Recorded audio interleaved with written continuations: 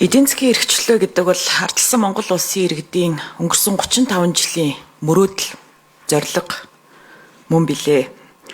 1990 оноос хойш Монгол хүн бүр айл өрх бүр эдийн засгийн эрхчлөөнд хүрэхийн тулд дор бүрнээ 8 эрхэлсэн, аж ахуй эрхэлсэн, үйлдвэрлэл эрхэлсэн, компани байгуулсан, шинэ санал санаачлага гаргасан.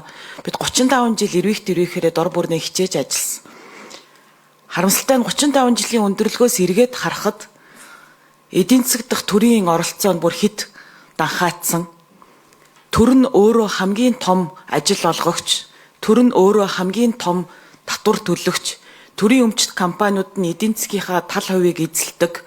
Хувийн хвшлийн аж ахуй нэгжүүд нь бол зах зээлээсээ бүрэн шахагдаад гарцсан ийм нөхцөл байдалтай бид нар сууж байгаа.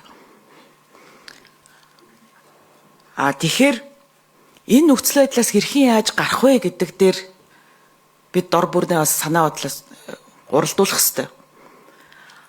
Засгийн газраас эдийн засгийн эрхчлөө нэртэй одоо ийм тунхагийн гарчгийн шин чанартай ийм хууль оруулж ирж байгаа. За эдийн засгийн эрхчлөө гэдэг ойлголт бол ардчилсан намын хувьд ардчилсан намын үзэл баримтлалын нэгэн хэсэг болсон ардчилсан намын суур үзэл санаа ийм зүйл байгаамаа.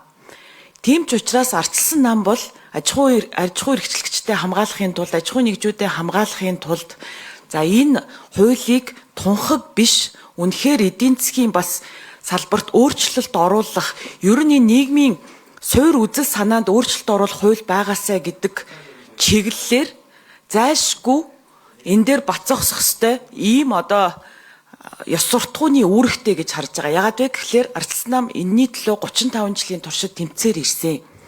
Харин сүүлийн 10 жилд өнгөрсөн одоо хугацаанд бий болсон энэ алдаа завхарлууд, энэ эдийн засаг дахь төрийн оролцоо хэд данхаасан энэ зүйлүүд чинь бий болчиход байгаамаа. Тиймээс бид энэ асуудалд маш им уй сууртай хандах ёстой. Саяны одоо эдийн засгийн байнгын орооны гишүүдийн хэлээд байгаа бизнес чөдөр тушаа болж байгаа хуулиуд нь хаана байгаа юм бэ гэдгийг бизнесийнхантайгаа ил тод нээлттэй ярилцсны хүчинд энэ хууль нь бол одоо цаашаа явах ёстой гэж үзэж байгаа. За улсын хурал дахь ардчилсан намын бүлгийн нэр бүхий гишүүдээс эдийн засгийн эрхчлөөний тухай хуулийн одоо бие даасан төслийг бас боловсруулсан явж байгаа. Тэгэд одоо энэ дашрамд бизнес эрхлэгч аж ахуй нэгжүүд ер нь одоо монголчуудад хэлэхэд ардчилсан намтай хамтраад саяны одоо бизнес эрхлэхэд чөдөр тушаа болж байгаа хууль одоо ямар хууль эрх зүйн зохицуулалт байна, юун дээр бид нар бас өөрчлөлт оруулах шаардлагатай байна гэдэг дээр энэ 1-2 дугаар сард хилцүүлгүүд хийгээд бас одоо энэ хуулийн төслөө чамбааруулад хаврын чуулганаар хилцэе гэсэн ийм саналыг бол одоо уриалгыг бизнесүүдтэй бол хэлэх байна.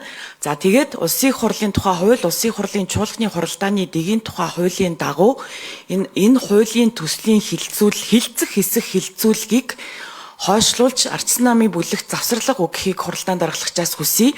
Үндсэл нь юу вэ гэхлээр эдийн засгийн эрхчлөөний хууль гэдэг энэ том ач холбогдолтой анхдагч хуулийн төсөл дээр бүлгүүд болон одоо бусад сонирхол бүхий этгээдүүд санал бодлоо нэгтгэж за тэгээд илүү уй сууртай байдлаар асуудлыг авч хэлэх ёстой гэж үзэж байна. За тэгээд энэ бүлгүүдийн шийдвэр гарсны ар дээр энэ хилцэх хэсэг тухай асуудлыг оруулахын зүйтэй гэж үзэж байгаамаа. Тэгэхээр завсарлага 5 хоногийн завсарлага хурлаанд даргалагчаас хүсэж байна.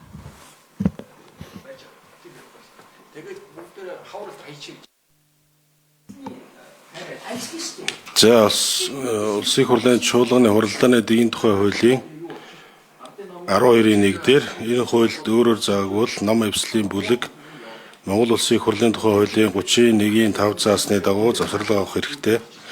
Завсарлага авах хугацаа ажлын 5-аас илүү өдөр байх бөгөөд шаардлагатай бол ном эвслийн бүлгийн өсөлтөөр хуралдаанд даргалах завсарлага авах хугацааг 1 удаа ажлын 3-аас илүү өдрөөр сунгаж болно. За 12-ийн 2 дээр ном эвслийн бүлгийн дарга түүний эзгүүд дэд дарга энэ хуулийн 12-ийн 1 заасны дагуу завсарлага авахтаа үндэслэл хугацааг тодорхой хэлж энэ талаар хуралдааны тэмдэглэлд тусгуулна гэж заасан байна. За ингээд улсын хурлын гишүүн ардчилсан намын бүлгийн дэд дарга Жаргалангийн гаргасан саналын дагуу хуралдааны даргалагчийн зүгээс 5 хоногийн завсарлага өгж байна.